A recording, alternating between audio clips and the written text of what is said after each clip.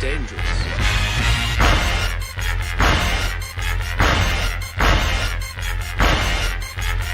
Bad feeling about this. You don't seem to understand something.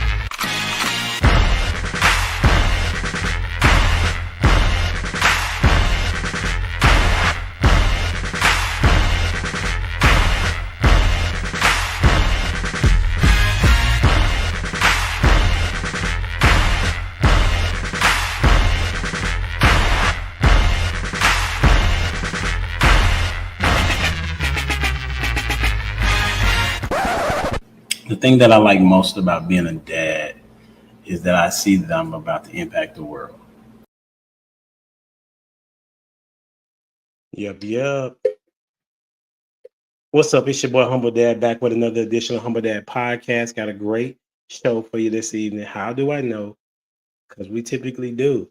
You know, the platform has changed a little bit from what it once was, but we're still going to be talking about relationships and marriages and things of that nature. And today we're going to be talking about what does a healthy relationship look like. And we have some guests that are going to be able to chime in and give their perspective, and they're hot and blazing right now in the social media space and the content that they're providing. And so we're going to get their outlook and their intake or input, should I say, on what's going on from their perspective and how can we have healthy relationships. And I want to welcome to the stage none other than Mr. GQ himself. How's it going, sir? Doing pretty good. How about yourself? I'm good, man. Are you always this laid back? I try to be. Sometimes I got to be a little bit more hype, but if I practice a little discipline, it helps. That's a fact. That's what's up, man. Well, I really appreciate you coming on and talking with me today. So my first question is, what got you into this space?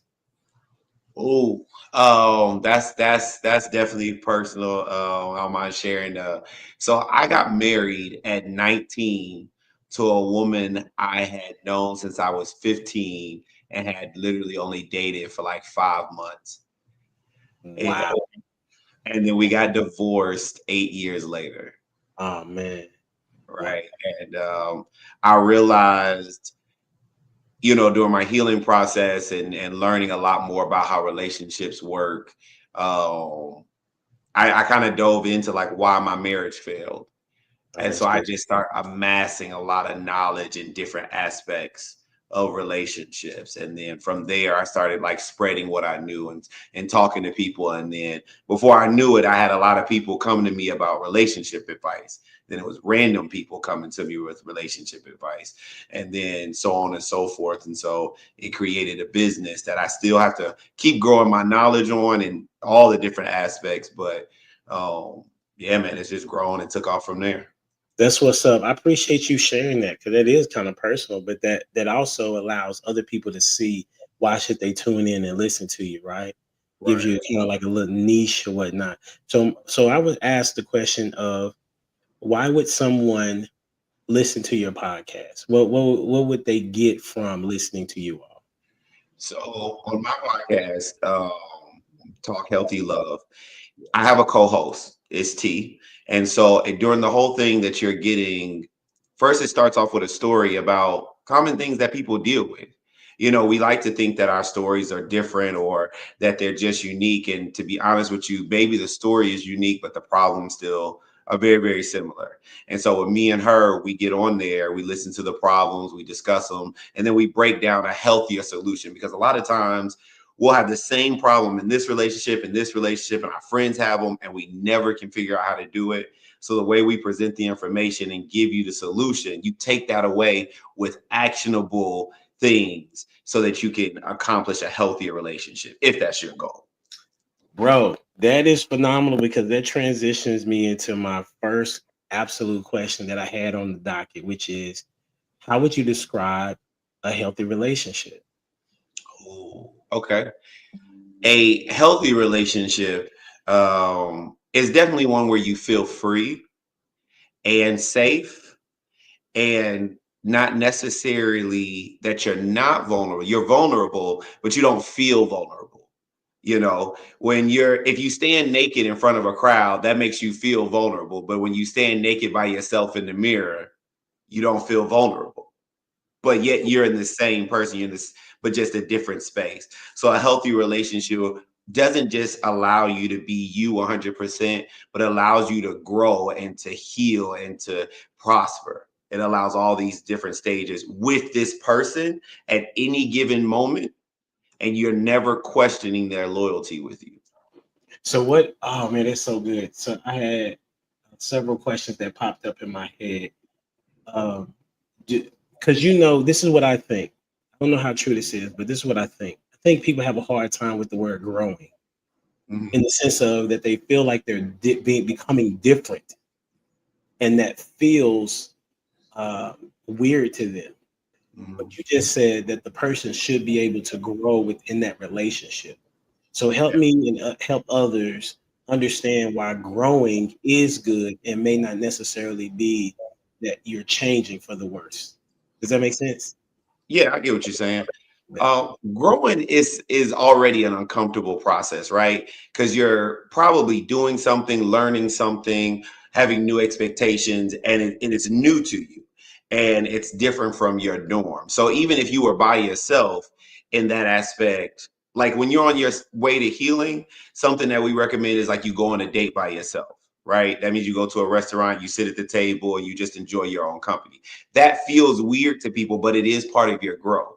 Within that relationship, if you still feel that same type of safety and availability to grow within the relationship, it's still going to be odd, but it's a little better if you have the right partner, because they're going to be there to comfort you. Like your partner is going to, hey, you've never gone out by yourself to go to the movies. Go. I'll take care of the things here at the house. I'll take care of, don't worry. No. You go, enjoy your time. I'll be here when you get back. That's really good. I think that is something that is needed when we have the conversations with people. That if you're able to be yourself by yourself and with this person, you got to hit. Oh yeah. You got to hit. I think that's what it made me fall in love with my wife Kendra, is that uh, I was able to experience being myself, and I laughed like I never laughed before, for real. And I tell her this before, too. I said, one of the things that I love about you is that you're funny, and at all time, at any time of the day, I'm probably going to be laughing because of how funny she is. And I don't want to be considered a male chauvinist or anything like that, but I said that because I said, listen, because women are not really that funny. But I don't think you understand. and I said, You gonna tell them out like that? and I've been asking people. I said, will you please name some funny women? So I'm gonna say this. Like, I know funny women, but it's because I know them and they know me. So some of the stuff we say, you know what I'm saying? Like me and T like this, so she does say funny stuff to me, Right. or like I've got some of my sisters, I've got a couple female friends, but it's because it's either inside jokes or we know each other, but they still funny, but funny got a sense of truth to it. Listen, I'm just saying, I'm not trying to throw no shade, but it is throwing shade, right? But I'm just telling her, like I'm saying to her, I think it's one of the things that a lot of people don't have is being funny. Like, I'm saying you're able to make somebody laugh, right? Which pulls their guard down and allows them to be that vulnerable that you were referring to, right? If you watch anybody that is having a conversation, if they're laughing, they're more than likely enjoying that conversation. That's basically what I'm saying, So, but sometimes I ruffle feathers, and hopefully they didn't ruffle too many. It is what it is. All right, hey, we got a guest in the building. T is in the building. How you doing, Miss T? I'm good. How are you? Doing well. I appreciate you for making it. Yeah, of course, of course. Absolutely. We haven't even got into too much, right? So Okay. we gonna bring you into the conversation. So I had already asked GQ what made him want to be in this space. And so I'm gonna ask you the same question. What brought you into this space of talking about relationships? I can't really hear you. Give me like 2 seconds. Oh, no worries. Can you hear me? You can still hear me, GQ? Okay, Yeah, I hear you loud and clear. cool. Okay, I got you now. Okay, so my question is, what made you become into this space? Into the space of just like our relationship consulting. Yes, ma'am. So, I mean, after like lots of years of just like really studying people, I wanted to be a psychologist like way back in the gap. So I love the way the mind works. And now we fix the heart. And, we just kind of started doing like a lot of counseling for our friends in the beginning, our very close friends. And we did this separate before we actually got together. And now we're together. So we kind of just like blended our two businesses together. And here we are. That's phenomenal. So what made people want to come to you all? Was it that you already had something? What was so special about the fact that you have GQ and we have T that individuals wanted to lay their burdens at your feet, so to speak? You want me to go? You want to go? I heard you smack, so I didn't know if you wanted to answer. So I love this aspect. I love this aspect about our business because at no point in the business can you say it's one-sided or somebody's taking somebody's side. You've got a male and a female. They're both sitting with you, no matter who you are. We're delivering the same information. So if you take it better from a male, you're getting it from a male. If you take it better from a woman, you're getting it from a woman. If you need a woman to convey something, which ironically happens a lot on our page, where a woman is speaking in behalf of somebody and they hear it and it comes off different. It feels like you understand them a lot better. So that's the best part about our business. Yeah, for sure. Go ahead. What would you add to that, T? I mean, I agree wholeheartedly because we have very different perspectives on certain things as well. And you get two different people who have very strong opinions. And you can see how two people can actually be themselves and function inside of a working space as well as a relationship. And you can see that it's possible to do so. Yeah, that's what's up. I was when I looked at your page and whatnot, I had been watching it for a little bit just to kind of get an idea of what the overview was, and I was drawn to the knowledge that you all were providing for women and men, and it's something that I have been doing as well, and so that's why I wanted you all on the show to be able to, like I was telling GQ, to provide solutions to individuals and not just talk to them about something. Right, for sure. It got to be solutions based so that people can get to an end goal to get better as opposed to just stating the problem, right? Mm-hmm. And so with that being said, what are some of the things that you would say, and I'm going to hand it off to you, T, that are some unhealthy patterns that you may have had to unlearn as a woman? And then the same question would be for you, GQ, as a man. Why you start laughing? Have y'all had this question before? We've had this conversation before. Yeah, for sure. I would say a big thing that I had to, I guess, like unlearn is being a conversation bully per se. And the aspect of taking over whenever somebody else is talking. Whenever you respect your partner, you have to always give them the opportunity to speak and be a safe space for them so that they will open up to you. And a lot of women, especially like in the beginning, when you really don't have the emotional maturity, you just think that if you yell, you scream, you cuss, you go off, that your point is going to be proven and they're just going to listen to whatever you say at that point in time. And that's not how you get your message across. So I had to unlearn like cutting him off, making him feel unheard, and becoming a really, really safe space so that we could communicate with each other. That's good. What about you, GQ? The biggest lesson I say I learned is the telling your woman yes. You have the space where you want your woman happy and you want her to feel good about the relationship. So you're constantly telling her yes and trying to provide and trying to do all this stuff. But what happens is you give all this stuff to her saying yes, and you don't prioritize the growth of the relationship. You don't prioritize the relationship.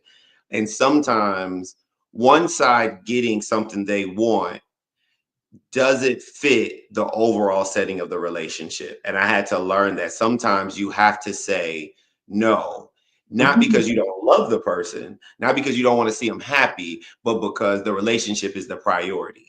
You know, and as men, as we have to get put into that leadership role traditionally, especially when you're dealing with a woman who expects you to be that kind of man, you take responsibility for the relationship. And when you do so, that is what you're taking responsibility over. So that's not her happiness, not her life, not that, it's just the relationship. And so you have to make decisions that help the relationship grow and not just makes the other person happy. That's good. So I'm gonna ask this question, T. So what is it like when you hear a man always say yes?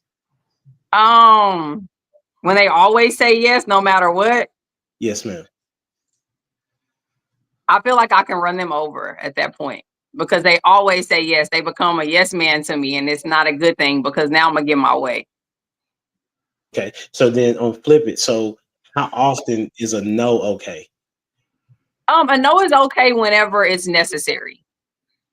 And who determines the necessariness of the no? The necessariness of the no, well, he deems it necessary in the beginning, Okay. and then I listen to the reasoning. Like, why is this a no? And after we discuss the reason behind it, I'm like, I'm always in it for the better of the relationship, not so much that I'm just happy.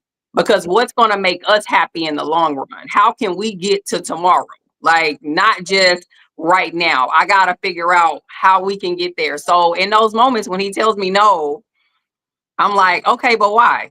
And he'll usually give a good reason or answer. So I think that's a big thing, that for somebody to be able to sit back and understand the reasoning behind it, not just so much take the no and be mad about it.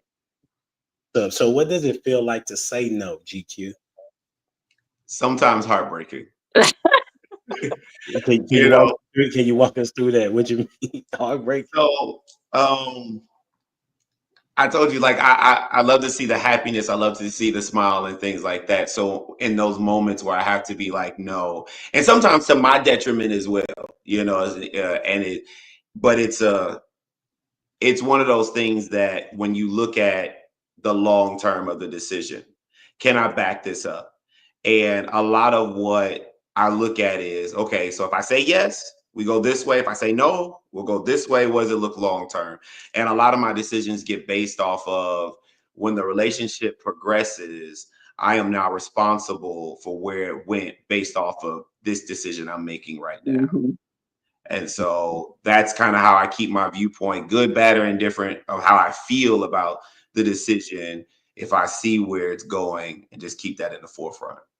That's good, because at the end of the day, the decision is going to be you're going to be the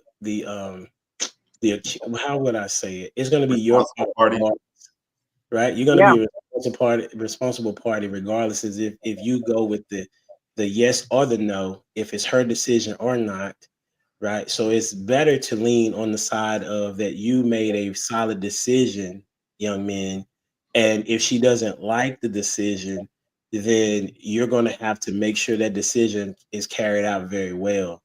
And if it's not, then you have to come back and apologize, or say how you're going to resolve it, how you're going to fix it now that it didn't work, right? And I think that's a very good part. So I want to ask the question of, so when the woman is wanting a yes but gets a no, and then it fails, how would you recommend forgiveness and accountability when it comes to having a healthy relationship?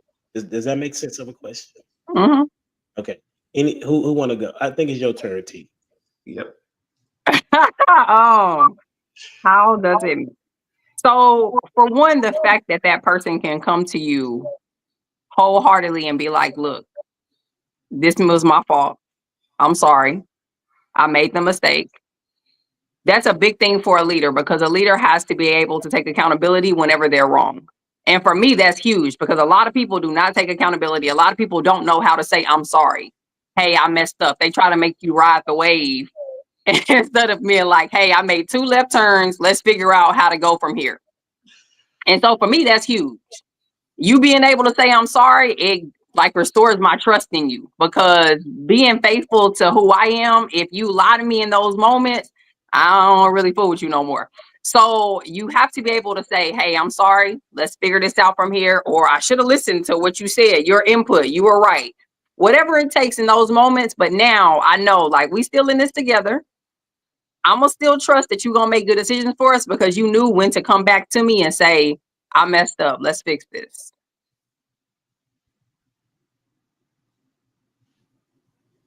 I don't know what happened. I This lost is it. volume. Oh, okay. Nope. I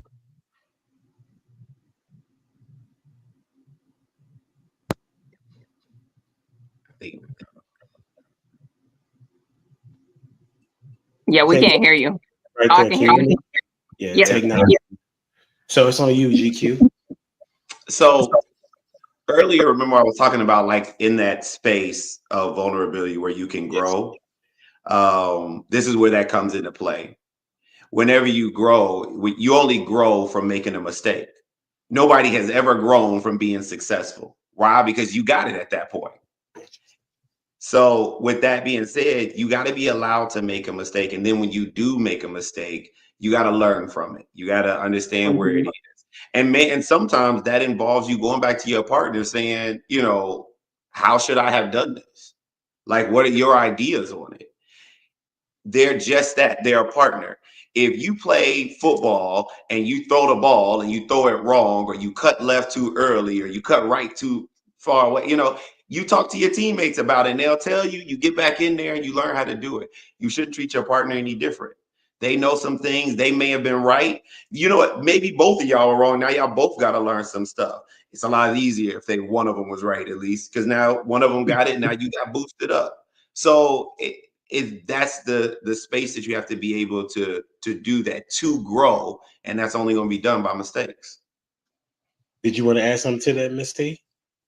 No, I mean, I think that he hit the right on point. I think you have to understand that your partner is not perfect, and expecting for them to be perfect and not make mistakes is going to be a big mistake for you. Because Explain the that. expectations got to be there. Like, you have to understand that this person is going to make some bad decisions, and they have to be able to come to you. And that's whenever you can show them that you're a safe space, that you can come to me with these bad decisions too, not just the good stuff. You can come to me, period. Let's talk about it. Let's figure it out together, because now we've created this channel of security for both of us. I know you're not finna BS me. I know you're not finna just lead me in the wrong direction forever. You're going to come back and be like, hey, we got to figure some things out. And I think that it just creates a really good safe space inside of your relationship. That's good. So how do you communicate to the women, not all, right, but those women that they will listen, but then they'll bring it up later? I think that when they listen, they bring it back up. If you tell somebody that you forgive them and y'all are moving forward, stand on your word. Be just that. Like, I'm not going to keep bringing this up because we already got over it. We talked about it. That was yesterday. Leave all of that in yesterday. It's a new day. Today, we're going to go ahead and we're going to move forward with your new decision making today. And I know that today, now you're going to move a little different. You may have my input a little bit more now. And so I think that's a big thing for people, to stop just bringing up past mistakes, because you don't want to just harp on something inside your relationship like that. You're just adding more fuel to fire that you shouldn't be adding. So how would you respond, GQ, if that was the scenario, right? Well, the scenario is that you provided the information and there was a safe space, but now it's been brought up. I mean, it could go either way, right? Like, it could happen in any particular situation, but since we're talking about the leadership perspective, like, how would you communicate to somebody or how to deal with that? So at that point, you got to make a decision on the conversation that you were having and the conversation that's about to happen. If you were talking about a whole different topic and some old stuff came up, which one is more prevalent to talk about at the moment? If we were talking about getting cookies out of the kitchen and some old stuff came up, we're not talking about the cookies no more. But if we're now then talking about taking the kids to daycare, and now we're talking about this, especially as in the male counterpart, but I also believe you could definitely do this as a female. The same, you kind of pause the conversation, say, hey, sounds like you got some other stuff on your mind. Let's definitely talk about that. Let's clarify. Or at that moment, you just make a decision. Hey, I'll get the kids from daycare now. Let's go back to this. You haven't gotten over what's going on. Let's sit and talk about it. Maybe you need to vent, but let's get it all out of your system so that we don't come back to it. Because sometimes, a lot of times what happens is you think you over something, and then it sits with you for a little bit, and then you got new ideas, you have new thoughts, you got new questions. And so now you need them answered. And instead of talking about it, it may come up on a sideways way. And so now you got to manage the other person's content. Like, I get you're mad about something. So now it's about, okay, well, let's explore this without getting angry as the partner. That's the biggest thing. Don't get mad at them because they brought it up, because that doesn't solve anything, right? We're solution based. So you just kind of go, okay, well, tell me what's on your mind, and just listen. And sometimes after that person get it all out, you just go, feel better? All right. Now, you want some ice cream? I always say food. I'm a fat kid. So I say right after that, let's go get some food. You want some ice cream? You want some pie? You want some cake? You want to go to dinner? Like, you got it all out of your system. Now let's be good again. That's what's up. Question. I've never heard that before. I might need to try that. You know what I'm saying? I put that in my playbook for sure. Listen, you got it all out. Listen, let's go. You want some milk and cookies? Like, what it is? What treat you want? Yeah. So and that only works. You can't patronize the person. That only works if they feel like, I feel relieved. I just got it out. And now they're just like, okay. But if they have other concerns, then you got to answer questions in order to get to that space. Yeah. You know, and that in itself is where you have to determine the easiest way is to, when they get done talking, they're not looking to you for an answer. Right. They're just kind of like, you know, but they start asking questions, you better have some answers. Yeah. I think that being honest is big, right? Like, because too many people will say, I'm fine, and you're not fine whenever you're dealing with situations. I'll tell you, I'm not okay. We can let this go right now, but you got to give me a moment to process this, because I'm going to circle back to this conversation because I know I'm not okay. I just don't know why I'm not okay, but I'm not okay. So let me process. That way, when I bring it back up, it's like, hey, remember I told you I wanted to talk about this again? I thought about it. I processed it. These are my questions. These are my concerns. Or I'll go ahead and tell him in the beginning, I just want to vent. I don't want your response. I just want to vent to you. And I go off and say whatever I want to say. And then I'm done. And it's like, oh, all right. And we move forward. That is an amazing tool, especially for women who don't want to hear our solutions. I think it's the best thing. Like, we all know that they want to talk to their partner, but they don't always want them to fix anything. So telling him like, hey, I just want to vent, changes the whole narrative. It does, because it's a clear communication of where his brain needs to go. Does he need to be a listener, or does he need to be a problem solver? Right. Because our default is problem solving since we're in a leadership position, right? Right. Listen, we don't even want you to solve it. If she says, I don't want you to solve it, I just want you to listen, bruh. You know how much relief they give us? Like, that means that, I'm being for real. That means that we don't have to begin to have these cycles in our mind begin to turn and try to figure out what goes where. That means that we can just chill and be able to listen to, a significant other. And that gives us an opportunity to show them that we are a safe space as well, right? And be able to hold that information and to put it somewhere so that when there is an opportunity to, go out to eat, I don't know what it would be, right? But to bring it to a point where, listen, this is how I know that, this is how you know I was listening. I'm giving you information on it. I know that you said that you just wanted me to listen, but you come back to it and say, do you still feel that way? Have you found anything that is still bothering you about that situation? Because I'm concerned, considering you were very concerned about this particular subject matter. So I think what I'm hearing from both of you is that there needs to be honest, clear communication. And when there's honest communication, you all are able to move in a direction that most people are unable to move in. Is that fair to say? Yeah. That's what's Yeah. up. Sure.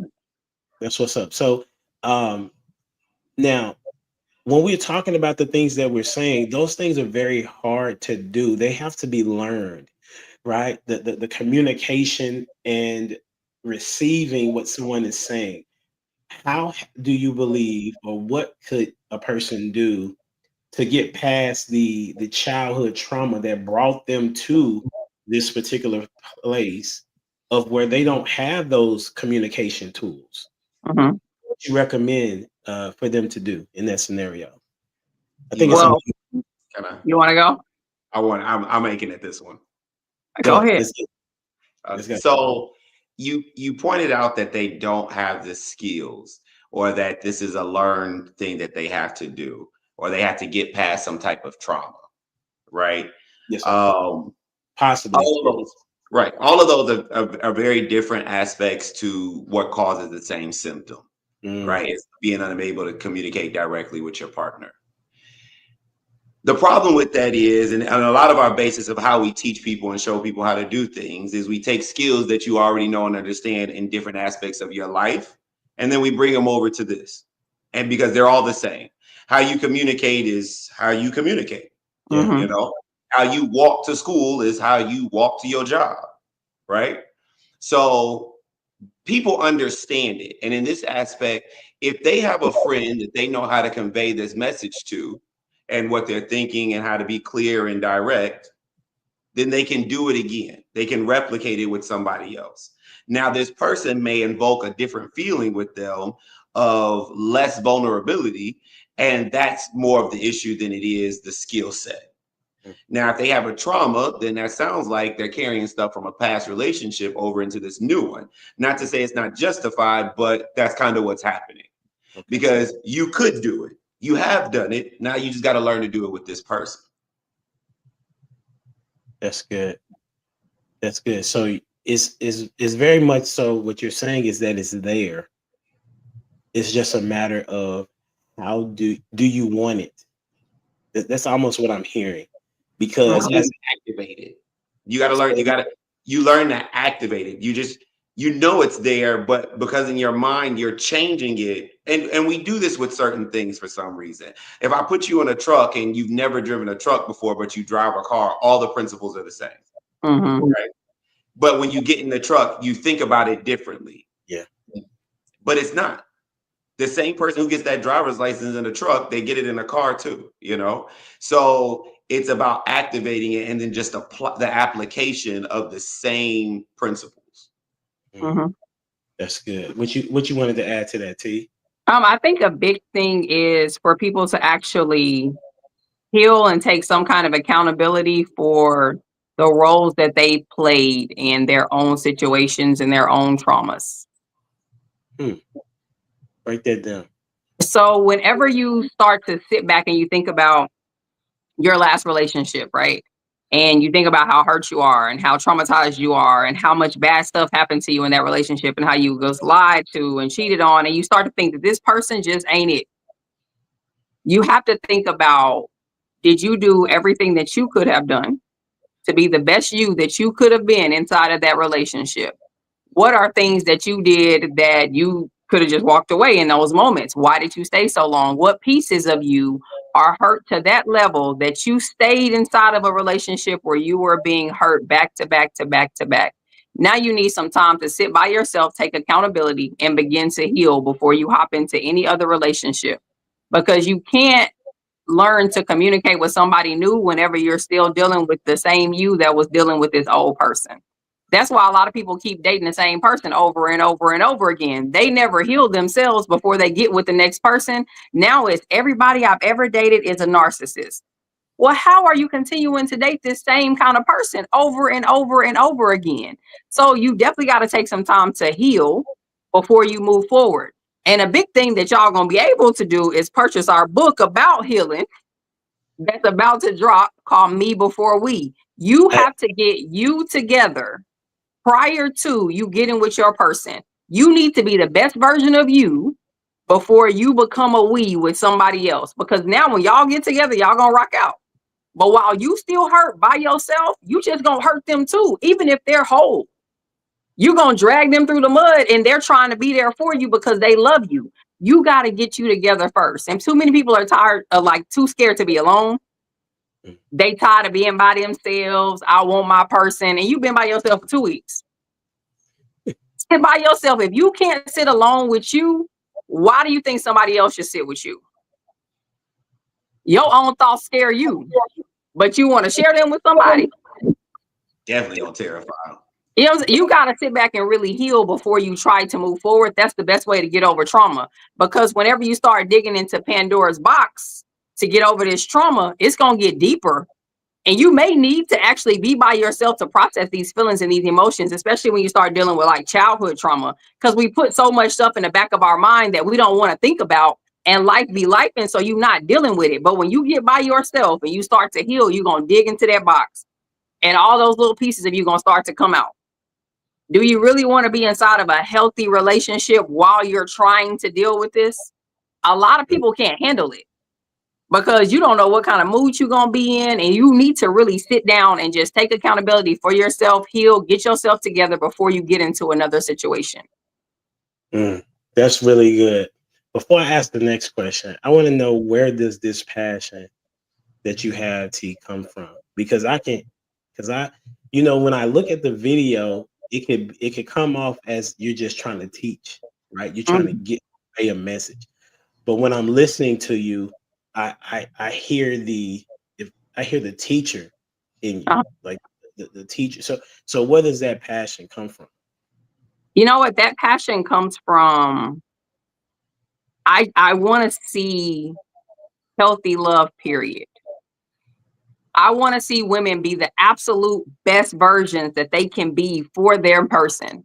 I want to see men be the absolute best they can be. And I think sometimes people don't understand why their partner acts like this, and they don't know how to come and talk to them and ask them about it. So if I give you a little insight in the way that he's thinking or he's feeling, in the way that he's moving, I'm not attacking you. I want you to understand, if it struck a nerve, it's because you probably did it. So let me listen to this so you understand how to go and approach him, and to not make him feel like that, or to not make her feel like that. So it gives you a little bit of insight. And so I'm just passionate about people being the absolute best versions of themselves. So somebody got to believe in you and teach you, because I didn't get here by myself. You know what I mean? Like, I had to read books and learn from watching other situations and other couples. And like, my partner is amazing with being able to point things out to me. And not a lot of people have that. So if I can give that to you, I want you to have it, to receive it, and be the absolute best version of yourself. That's what's up. That's dope. Like, that's what I think that's where we align, all three of us, that part right there. And I was telling GQ about my story, and I'll share that in a minute. But I wanted to know, where can people find the book? Because I'm sure that's going to be a hit for sure. So before you had a link, you could put that link in the back chat, and I could put it in the, or you could put it in the chat. What is it? Find it on our Instagram. We'll be posting the pre-order link later this week. So stay tuned for that, and then it'll officially drop soon. So we're getting that all in order, sorting out the last little details of publishing. So it's here, it's ready, and we're ready to give it to him. That's what's up. Like, just like, that's what's up. Like, listen, you heard it here first. That's what's up. So for me, my story is that, like I told GQ, I lost my first wife like 4 years ago. We was together like 20 years, have 4 kids, and I remember wanting to get well, because I knew that I was going to have to at some point be in another relationship, because I'm a husband. Like, I was built to be a husband, and it was one of the things that me and my late wife had talked about, which was to find, if I'm going to get married, make sure I find a wife that's going to love my children, right? And so I wasn't together. And I'm still healing, because I lost someone, right? Right. But the point is that the things that I did, I try to communicate to other people what they should do. Like, I treated it like it was, I'm a sports guy, like I had an injury. And I didn't just linger. I went to therapy. I went to independent therapy. I went to group therapy. I did vlogs about what was going on with me. I would talk to my kids about what was going on in my mind and why I was thinking of doing what it is that I was doing. I even went to talk to people that had been in my shoes, had lost a spouse before, to find out, like, what did you do to get to where you are? And so when you're talking about what does it look like to heal, because that's what somebody said, it is saying that I'm going to do the work to be the better me, Mm-hmm. right? Me, it Mm-hmm. was the Bible, right? Me being in my word on a regular basis, me staying in church because I didn't want to go because I had a hard time because that's where me and my late wife went. But I knew that I needed to be there, right? And Yeah. so those were the things that helped me kind of move in a point of healing. And so the question is, what would you tell people where to start? Like, what would be step one to find the healing to get to be a better me? Like in the book, I'm sure it says it. So you could tell us what did you recommend? GQ, it's on you. It's on me? Okay, my bad. So we spend a lot of time with ourselves, but we don't spend a lot of time within ourselves, right? And like, you're with you every day, but do you talk to yourself? Do you listen to yourself? Do you really know about who you are? And that is like one of the biggest things. And my biggest suggestion would be to take 15 minutes out of every day and sit quietly. Mm-hmm. If it is a rough 15 minutes, that tells you got a lot on your soul and a lot on your mind. Mm-hmm. It's a lot on your heart. So, and it's because it's 15 minutes of nothing, no kids, no TV, no radio, no nothing. When that silence becomes so loud that it's hard for you to focus, you are literally afraid of your own thoughts. And that is because you got more going on in there than you want to acknowledge. Mm-hmm. So to me, that's the easiest way to see that you got a problem and the easiest way to start to fix it. Because then what happens is that mind starts to try to heal itself. That heart tries to put its pieces back together. And don't get me wrong, some of these days are rough. You do more crying than you do smiling. Facts. But taking them, I don't care if it's 15, because you know the people who stay in the car right before they go in to get themselves together. It same principle, Yeah. but when you do it deliberately and you're inside in your space, all of a sudden it's like I'm trying to fix myself. I'm getting myself together, and then you boost that process, and it's like I'm going to recognize some things are going on with me. And you can just start with the 15 minutes. Mm-hmm. Work up to the 15 minutes, but that's the goal, to start, just to get to the starting line. Mm-hmm. Yeah. T, what you had to add on that? Or you gonna just say what his? What you got? I mean, I think that's a really, really good place to start, because whenever you actually have to be by yourself and that silence hits and then emotions come on, it's tough. It's tough. I can't tell you how many times, like through a healing process, where you just be walking around like you by yourself and you good, and you just start crying and you don't even know why you crying. You like, where these tears come from? Like, I was cool 2 seconds ago, but you really start to feel what you need to feel. And that's the best way for you to start to heal, because you have to address those concerns that you have deep within you. That's where it counts. Like, what do you really feel? And he's right. You got to get to know you. I think a lot of people don't know themselves, because you're going to change over time, right? You grow in every relationship, in every situation, everywhere you go, you learn something new. You should, you got to take different aspects of yourself from every little situation and scenario that you go through. And I think that just learning yourself after a relationship, and who am I now? What do I like now? Do I still like the same things? Do those things still make me happy? I tell women all the time, like, I started to like build the man that I wanted from these relationships. I liked this about this person. I thought that was dope. I don't care how our relationship ended, but I thought that was great. Like, he was an amazing listener. He was always calm, quiet. I love that. Is he talking to us? No, he's talking to someone else. Oh, okay. I didn't know if he was. I couldn't hear the volume. No. And so I think that's it. I think you have to relearn yourself after your situations, and when you're going through the healing process. Start to know you, get to know you. When you start to know you and you love who you are and who you're becoming, it's a lot easier for somebody else to love and accept that too, and for you to accept that they love that. Because it's hard sometimes whenever you broken to be like, why you want to be with me? Why you love me? People get tired of answering that question too. Like they'll answer it a couple times, but they get tired of having to sit back and explain that to you. But when you know you, I'm like, I know what kind of qualities I got. I get why you love me. I get it. I get it. I would love me too. So I think that that's just a piece of it. You just got to get to know you again.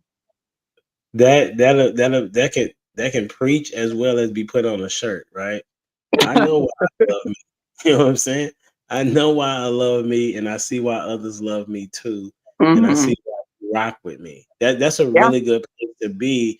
How do you but it also can be mixed with or sound like arrogance. So how would you be able to reconcile that it's not arrogance, but it is just self-confidence?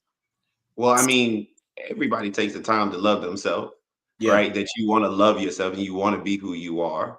And when you explain that to sometimes when it's taken off as arrogance, it's also about the timing that it's presented, Mhm. right? If you're in the middle of an argument yelling how you love yourself, that's not the most appropriate time, right?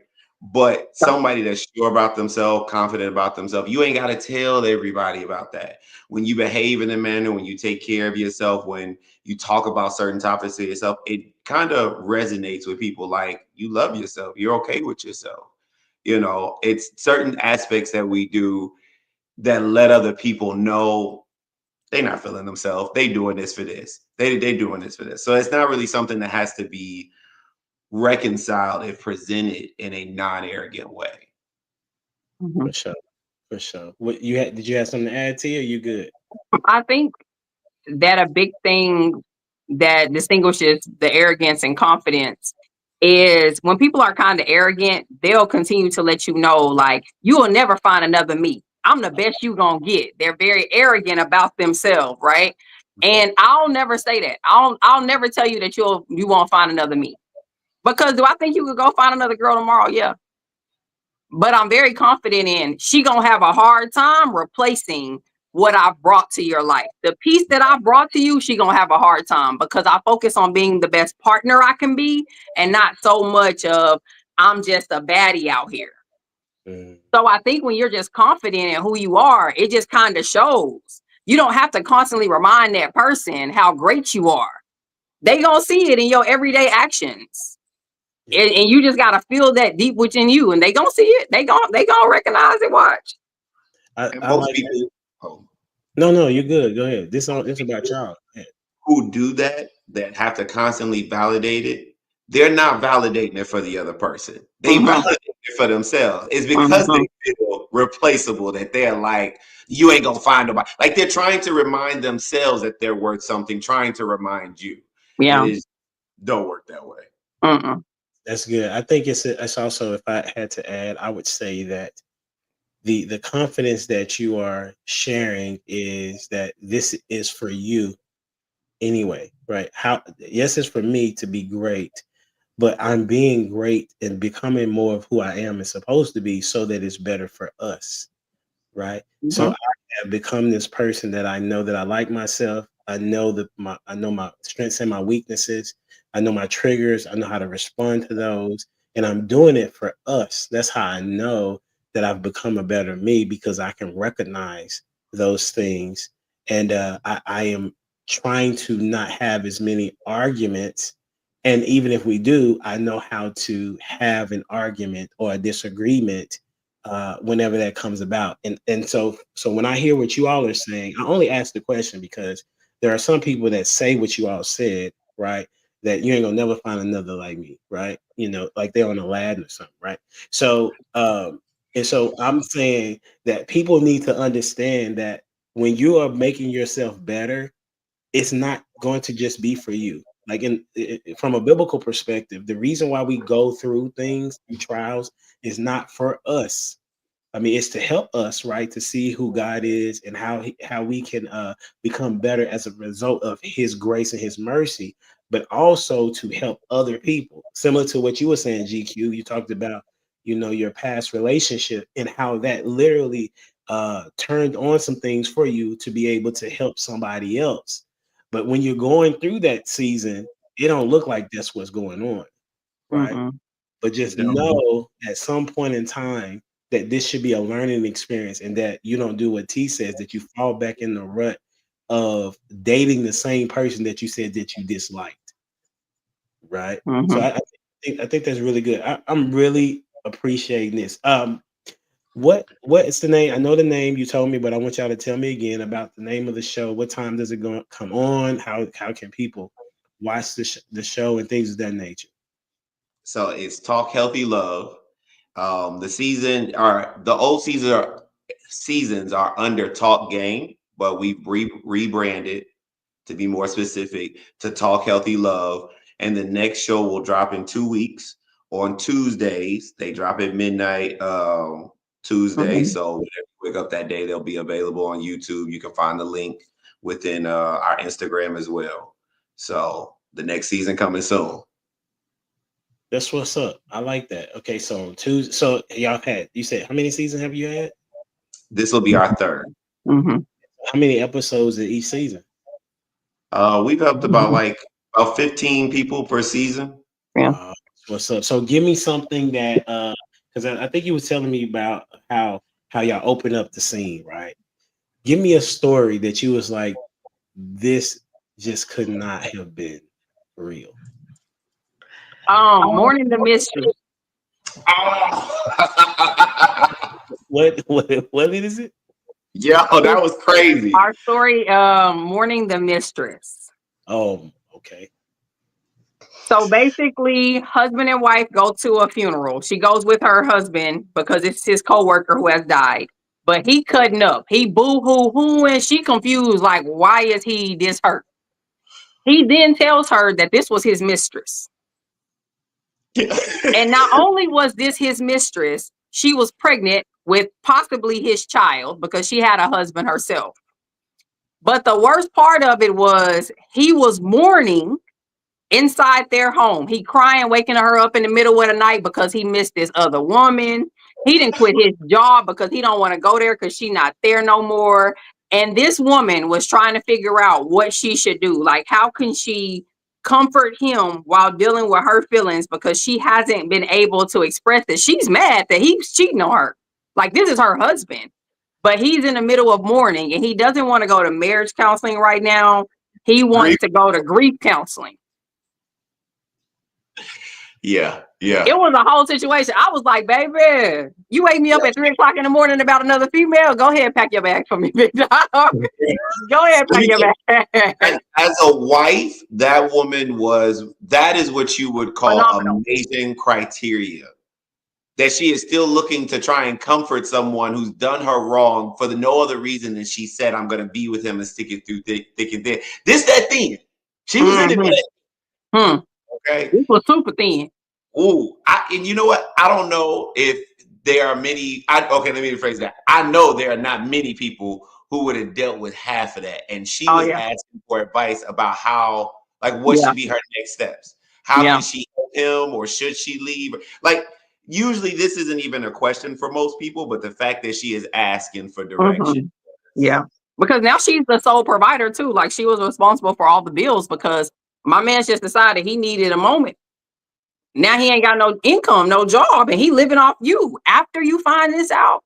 And then he could have had a whole baby too. Like, this a whole situation. I was like, oh my goodness. This is a tough woman. At all. Yeah, it was tough. That's a tough situation. The process that is crazy. So what advice did y'all give? So I'm trying to remember, but it just knowing the scenario as it is, we told her she need to take some time to herself and figure out some of her decisions in which direction she want to go. Yeah. And take however much time she need, Yeah. Obviously, my man taking all the time he need to grieve his mistress. Right. So it was about take the time to figure out, do you want to stay in this marriage? Right. Or do you not? Because those are very different answers. Yeah. And the harder road is definitely to stay into the marriage. And it would be justifiable to leave the marriage by all means. So make that decision. And then we just kind of gave advice on some surface things about which way you can go if you decide to go this way, you decide to go this way. Get a plan for yourself. Yeah. Make sure you kind of let him know where you're at. Stay in constant communication about your thought process on it. And then from there, build a plan, whether it be to look on how you're going to exit, because at this point, exit is divorce. Or if you're going to stay together, then making him realize the priority is this marriage. Yeah. Now you can get your help as well, because technically he was still in a breakup and he still lost somebody, and that grief doesn't care about what marriage he's in. Yeah. So you may have to do that, but if you're gonna do that, you're gonna do some of this marriage counseling too. Like you're gonna have to figure out how to do both if you want to be here. And you're gonna stop waking me up crying. Yeah, he was doing that too. Cry on the inside like a champion. Let me sleep through the night. We can't find another room, my guy. Something. You're gonna have to do something. Don't wake me up crying. That's crazy work. The arrogance. The arrogance. Oh my God. That God. man waking that woman up, trying to talk about it. I said, oh no. You better cry over there, big dog. Keep hiding them tears like you was hiding this woman. Don't be crying waking me up at 3 a.m. Unbelievable, man. Well, I appreciate that story, but that's so sad. It is. It was so bad. So, how long y'all been doing this? Doing the counseling or doing the podcast? Both. Oh, shoot. How long we been doing the podcast? Was it 2 years? Yeah, our podcast is fairly newer. It's been 2 years. Okay. Now the counseling has been a while now. Yeah. I've personally been doing the counseling for since maybe about 2017, 2018. So about 2017, yeah. Yeah. So if people want to contact you about the counseling, the website is, because my screen's small. Is it there? Where do they go if they want to get the counseling? Healthylove.live or relationshiptwins.com. That's what's up. Hey, this is what somebody said for you, Miss T. Hey, we need more women on the stream like T. Thank you.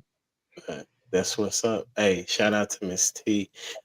This has been dope. Do y'all have anything that y'all wanted to say before we may even transition to another question, or y'all need to head out? What y'all got? I can do another question. Yeah, I don't have anything in particular I need to say. Make sure y'all follow us on IG, on TikTok, all your platforms at Relationship Battle Twins. That's what's up. Hey, for sure, make sure y'all follow. Make sure y'all subscribe to their channel, my channel. Hit the like and share button, all that jazz. And so the question that I would have is just a generic question, I guess. What's one relationship rule you thought was true until you had you got into this particular relationship? What's one rule you thought was true? That I thought was true. Women are good communicators. Oh, you trying to talk about me, GQ, when I'm talking about they not funny, but you gonna go with that one? Hey, you asked the question. I think the people need to know. No. I mean, okay, that was fair. That's fair. That's fair. I'm crying. Okay, so give me a second. Give me a second. Like, I think it's the biggest myth out there. Okay. Honestly, I think it's one of the biggest myths out there, and I'm gonna stand on my word too. And to give it just a further example is, you breathe, right? Right, every day, all day. How many times in a minute? I don't know. How does your breathing work? I go inhale, exhale. Right, it's no deeper than that.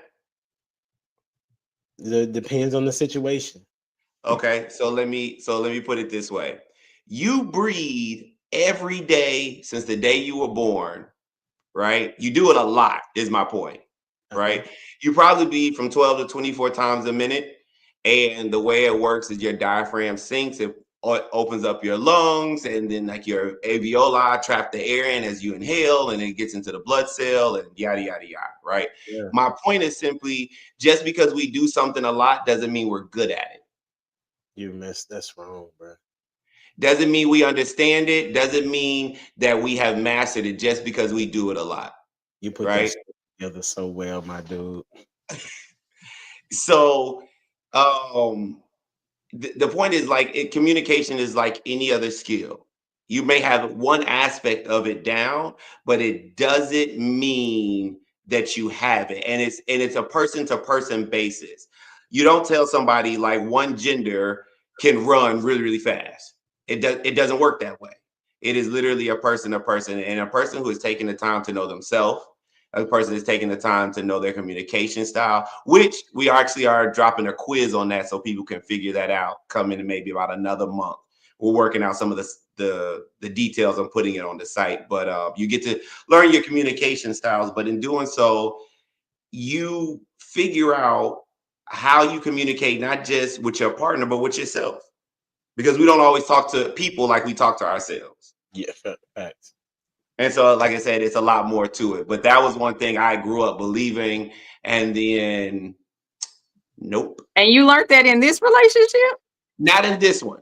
Not in this one. I thought that was the question. What did you learn? That wasn't the question. The question is okay. before you got into relationships. Oh, okay. I was like, what are you talking about? No. But I used to think that all the time. Like, a matter of fact, I was thinking that, man, for the longest time, because that's all I ever heard. But people say a lot of stuff.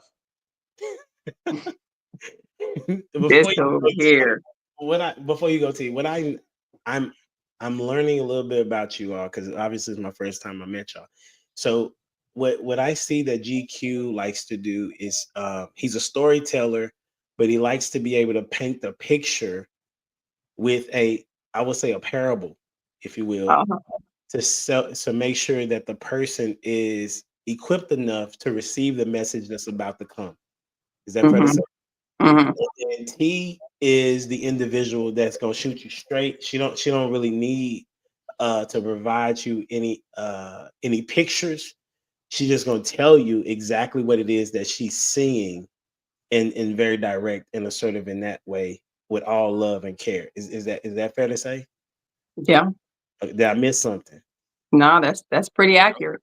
Okay, cool. You can answer that question, T. What before you? I deal with people a lot, so I just like the dynamic. You know what I'm saying? The dynamic works because there's a picture being painted, and then there's somebody direct to be able to communicate that picture. Yeah. Let me think. What is something that I thought was true that I learned that wasn't? Yes.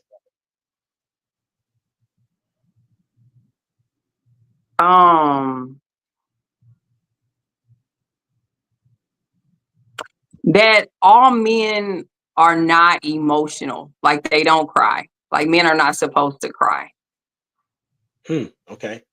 And I used to deal with of course, like, I dated like a lot of men in life, and they were never like emotional. They never talked about how they felt. They never cried. Like, watching my grandparents grow up, like, I don't ever remember seeing that man cry or showing emotion. I used to think like that's what men are. Like, that's how they move. Like, they don't got emotions. They just do what they need to do every day for the family. And it's shocking whenever you start to be like, wait, you feel stuff? Oh, wait, let's talk about it, because I want to know how you feel, because I never saw it. Like, I'm telling you, I watched my grandfather every day, and this is the strongest man I ever seen in my life. Like, I watched my father growing up, and nobody ever talks about how they feel. Like, I have 6 brothers. They don't sit around and talk about their feelings and their emotions. They don't, you know what I mean? Like, they don't talk about this stuff. And, they used to talk about it to me, but I'm their sister, so it's different. So when I started dating, I used to be like, well, maybe that's just them. They just like that. And then when you start to really tap into, like, men can have really strong emotions and be, like, emotionally mature and emotionally intelligent, you be like, oh, this is crazy. I never knew this, but it's dope. Whenever you really start letting your man share his emotions, you're going to learn some stuff. Listen, that is so that is so phenomenal. Because I'm thinking about the different panels that I've had or had conversations with, and I do think that most women believe that men don't have emotions, which would mean that they're not human. Mm-hmm. So that means that you have a lot of women don't think that men are human, Yeah. Yeah. right? Which Yeah. means that the guy doesn't want to share his feelings. However, then you have those women uh that may be too emotional with a guy. And then Mm-hmm. there's some women that don't want the guy to be too emotional. Just share with me a little bit. Yeah. That part is hard, right? If you want a guy to be, he doesn't really know when and when not to, right? Yeah. That's the problem. But That's the that's really problem. No good. guy should be trying to figure out how much emotion to show his partner or not show his partner. If you want the emotion, you ask for it. You get what I give you, just like I take what you give me. Mm-hmm. It's more or less that simple. Yeah, that's a fair statement. I'm Yeah. just running through the Right. conversations that I've seen and heard. Like for example, I was raised by a single mom, and I'm the oldest of three. And one of the things that she would say to me whenever there was a disagreement as I got older, she was like, "Yeah, I already know you don't have emotions." It's It's like like, what does that mean? because I said, If "What?" that was the case, what's funny is whenever I would hear that, I said, if that was the case, then why you ask me, do I love you? Love is the emotion. You recognize that I have it. Now you're asking for clarity on it. Yeah. Yeah. Wow, For sure. So wow. then, and if we don't have emotions, why do you expect me to feel bad if I've done something wrong to you? And why do you expect me to feel good when you do something good for me? Mm-hmm. Yeah, that's really good. I mean, we had that conversation too. I'm just saying that was always made me have to think internally of why would I be. I think that's that I struggle with in my first marriage of being that for a little bit until I start realizing I was like Jesus cried, like he was the dopest dude on the planet. Yeah. Right. And then my late wife, she was like, listen, I'm here for you. So whatever that is, that's cool. And then my current wife, she's like, listen, she met me when I was in the grieving state, right? And she was like, whatever you need to do, you need to let me know. Mm-hmm. And however you need to feel, let me in on that. Mm-hmm. Because I I did what y'all just said maybe like 3 weeks ago. I let her know where my head was at emotionally about some things, and she said, "I'm so glad you told me that. I never knew that you thought like that, and that Yeah. makes me look at you totally different now that I have that information." So Mm-hmm. what you two are saying, if put into practice, and it's an individual that it will receive it well, it's Mm-hmm. going to build a dope Mm-hmm. relationship, healthy For relationship. sure. If I appreciate that. Before we get out of here, what are your last words? We'll go with ladies first, and then you can wrap it up, Mr. GQ. Our last words. I think I'm gonna go with healthy love heals. And I want you to always remember that. If you want the best love that you'll ever have in your life, the healthiest love, you have to heal first. That's what's up. Short, sweet, straight. I told you she'd be just straight direct. And, GQ, what story you going with? So let me hear the story.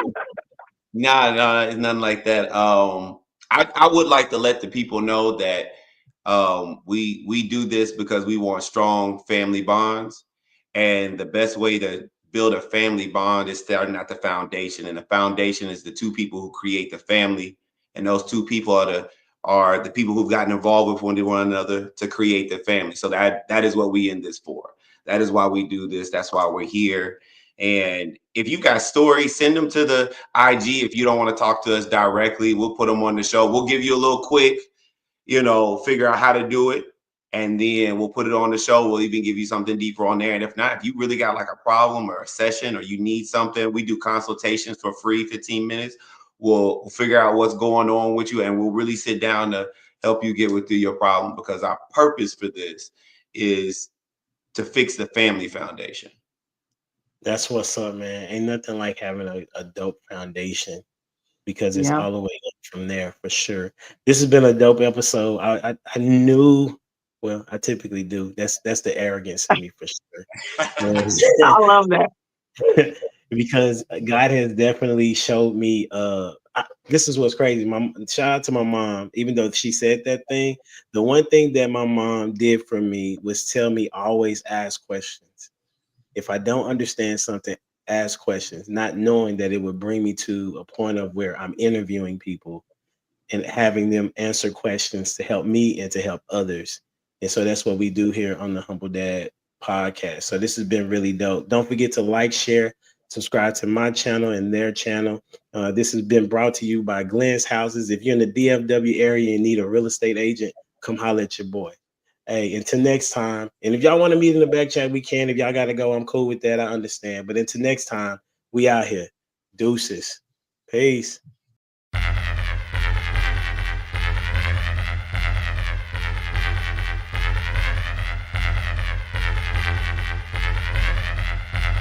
The boy is dangerous.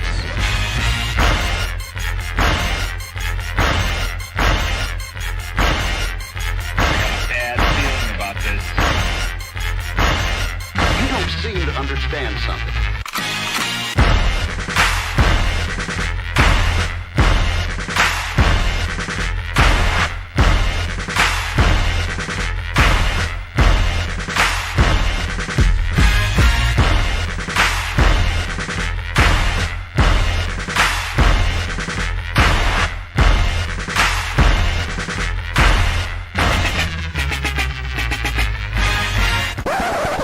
The thing that I like most about being a dad is that I see that I'm about to impact the world.